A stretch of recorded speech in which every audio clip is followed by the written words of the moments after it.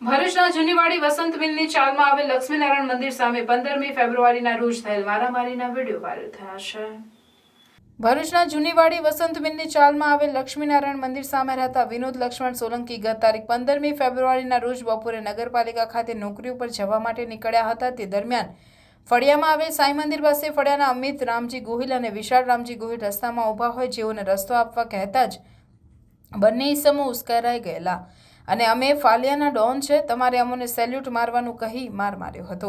જે ઝઘડામાં વચ્ચે પડી વિનોદભાઈ સોલંકીના માતા કાકા કાકી તેને છોડાવી ઘરે લઈ આવ્યા હતા। તે વેળાએ બંને ઈસમો પાછળ ઘર સુધી આવી છૂટી ઈંટો મારી એક્ટિવા અને ઘરમાં રહેલ ઘરવખરીને નુકસાન કરી જાંધી મારી નાખવાની ધમકી આપી હતી। આ મારામારી અંગે એ ડિવિઝન પોલીસ મથકે ફરિયાદ નોંધાઈ છે। જે ઘટનાના 9 દિવસ બાદ મારામારીના વિડીયો વાયરલ થયા છે। મારું નામ મમતા વિનોદ સોલંકી છે। મારા ઘરવાળા વિનોદ લક્ષ્મણભાઈ સોલંકી છે। એ નોકરી પરથી આવ્યા અને એમના કામ માટે બહાર જતા હતા તો વિશાલ રામજી ગોહિલે એમને રસ્તો રોક્યો અને જીમભાઈ એમ મારી વિશે ગાળો આપવા માંડ્યા અને એ કરવા માંડ્યા।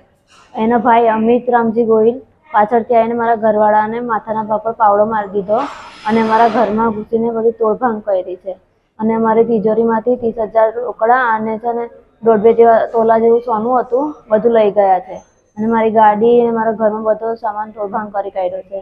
એ છતાં બી અમે લોકો મારા ઘરવાળાને સિવિલમાં લઈ ગયા, ત્યાં આવીને મને ધમકી આપે છે કે તે કેસ કર્યો તો અમે લોકો તારા છોકરાઓનું અપહરણ કરી લેશું અને તારી જોડે બી શું થશે ને તને ખબર નહીં પડે, કેસ પાછો લઈ લે, એ બધી ધમકી આપતા હતા। અમે લોકોએ બી ડિવિઝનમાં અને એ ડિવિઝનમાં બંને બાજુ કમ્પ્લેન કરી છે।